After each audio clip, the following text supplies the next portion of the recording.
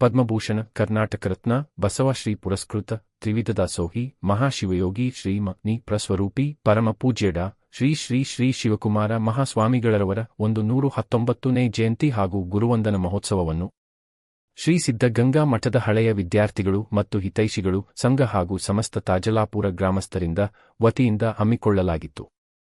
ಈ ಸಂದರ್ಭದಲ್ಲಿ ದಿವ್ಯ ಸಾನ್ನಿಧ್ಯ ವಹಿಸಿದ ಪರಮ ಪೂಜ್ಯ ಶ್ರೀ ಶ್ರೀ ಶ್ರೀ ಶಿವಸಿದ್ದೇಶ್ವರ ಮಹಾಸ್ವಾಮಿಗಳು, ಉತ್ತರಾಧಿಕಾರಿಗಳ ಶ್ರೀ ಸಿದ್ಧಗಂಗಾ ಮಠ ತುಮಕೂರು, ಶ್ರೀ ಕರುಣೇಶ್ವರ ಶಿವಾಚಾರ್ಯರು, ಶ್ರೀ ಕಂಚಾಳಕುಂಟಿ ನಂದೀಶ್ವರ ಮಠ ಸುಕ್ಷೇತ್ರ ನಿಡತಗುಂದ, ಶ್ರೀಮನಿ ಪ್ರಚಿಕ್ಕ ಗುರುನಂಜೇಶ್ವರ ಮಹಾಸ್ವಾಮಿಗಳು, ವಿರಕ್ತಮಠ ಭರತನೂರ, ಶ್ರೀ ಶಿವಕುಮಾರ ಶಿವಾಚಾರ್ಯರು, ಹಿರೇಮಠ ನರನಾಳ, ಶ್ರೀ ಅಭಿನವ ರಾಷ್ಟ್ರೋಟೇಶ್ವರ ಶಿವಾಚಾರ್ಯರು, ಬೆಂಗಿ ಪಾಜೇಶ್ವರ ಸಂಸ್ಥಾನ ಕಟ್ಟಿಮಠ ಚಂದನಕೇರ, ಪ್ರಭು ರೆಡ್ಡಿ, ಶಂಭೂಲಿಂಗಯ್ಯ ಸಾಲಿಮಠ, ವೀರಾರೆಡ್ಡಿ ಪಾಟೀಲ್, ಶ್ಯಾಮರಾವ್ ಕೊರವಿ, ರಾಹುಲ ತೇಲ್ಕರ್ ಇತರರು ಉಪಸ್ಥಿತರಿದ್ದರು.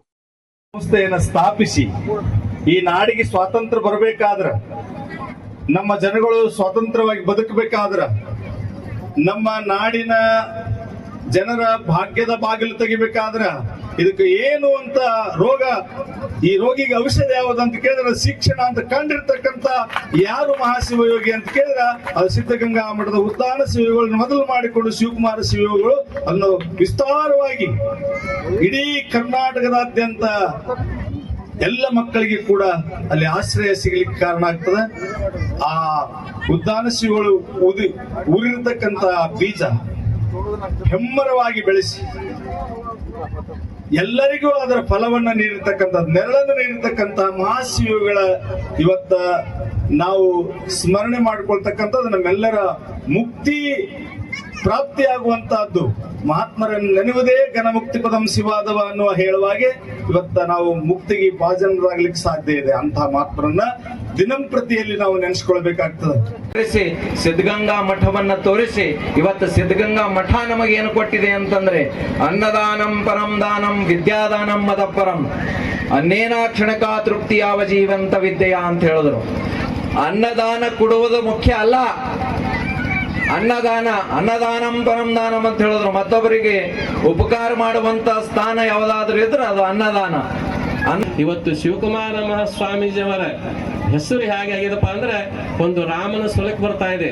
ಯಾವ ರೀತಿ ಮೇ ತೇರೆ ನಾಮ್, ತನ್ ಮೇ ತೇರೆ ನಾಮ್, ಮನ್ ಮೇ ತೇರೆ ರಾಮ್, ಭಾವ್ ಮೇ ತೇರೆ ನಾಮ್, ಕನ್ ಮೇ ತೇರೆ ನಾಮ್, ಸಾಸ್ ಮೇ ತೇರೆ ನಾಮ್ ಅನ್ನತಕ್ಕಂತ ಮಾತನ್ನ ರಾಮನ ಹೆಸರು ಬಂದರೆ ಇಲ್ಲಿ ತಾದಲಾಪುರದಲ್ಲಿ ಏನಾಗಿದೆಪ್ಪ ಅಂದ್ರೆ ತನ್ ಮೇ ಶಿವಕುಮಾರ ಸ್ವಾಮೀಜಿ ಕಾ ನಾಮ್, ಮನ್ ಮೇ ಶಿವಕುಮಾರ ಸ್ವಾಮೀಜಿ ಕಾ ನಾಮ್, ದನ್ ಮೇ ಶಿವಕುಮಾರ ಸ್ವಾಮೀಜಿ ಕಾ ನಾಮ್, ಭಾವ್ ಮೇ ಶಿವಕುಮಾರ ಸ್ವಾಮೀಜಿ ಕಾ ನಾಮ್ ನೋಡಬೇಕಾಗಿತ್ತಂದ್ರೆ ಅದು ತಾದಲಾಪುರ ಗ್ರಾಮಕ್ಕೆ ಬರಬೇಕು ಅನ್ನತಕ್ಕಂಥ. ಯಾರ ಹುಟ್ಟುವಿಕೆಯಿಂದ ಇಡೀ ಮನುಕುಲ ಪವಿತ್ರವಾಗುತ್ತದೆ ಅಂತ ನಾವು ಪ್ರಶ್ನೆಯನ್ನ ಮಾಡ್ಕೊಳ್ಬೇಕಂತೆ.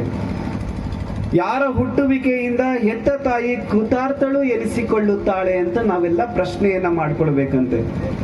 ಅಷ್ಟೇ ಅಲ್ಲ, ಯಾರ ಹುಟ್ಟುವಿಕೆಯಿಂದ ಹೊತ್ತ ಭೂಮಿ ಅಂದರೆ ಇಡೀ ನಾಡು ಪುಣ್ಯ ಭೂಮಿ ಎನಿಸಿಕೊಳ್ಳುತ್ತದೆ ಅಂತ ಪ್ರಶ್ನೆ ಮಾಡಿ ನಾವೆಲ್ಲ ಆಲೋಚನೆಯನ್ನ ಮಾಡಕ್ಕೆ ಹೊರಟಾಗ ನಮ್ಗೆ ಸಿಗುವಂತಹ ಒಂದೇ ಒಂದು ಉತ್ತರ ಅಂತಂದ್ರೆ ಸಚ್ಚಿದಾನಂದ ಸ್ವರೂಪನಾದಂತಹ ಪರಬ್ರಹ್ಮನಲ್ಲಿ ಯಾವಾಗಲೂ ತಮ್ಮ ಮನಸ್ಸನ್ನ ವಿಲೀನಗೊಳಿಸಿಕೊಂಡು ಆ ಇಡೀ ತಮ್ಮ ಬದುಕನ್ನ ಲೋಕ ಸೇವೆಗೆ ಮೀಸಲಿಟ್ಟವರು ಯಾರೋ ಅವರಿಂದ ಹೊತ್ತ ಭೂಮಿ, ಹೆತ್ತ ತಾಯಿ, ಪುಣ್ಯ ಭೂಮಿ ಎಲ್ಲವೂ ಸಹ ಮನುಕುಲ ಪವಿತ್ರ ಆಗುತ್ತಾಳೆ ಅಂತಕ್ಕಂಥ ಮಾತನ್ನ ಈ ಸಂಸ್ಕೃತದ ವಾಣಿ ತಿಳಿಸುವಂತ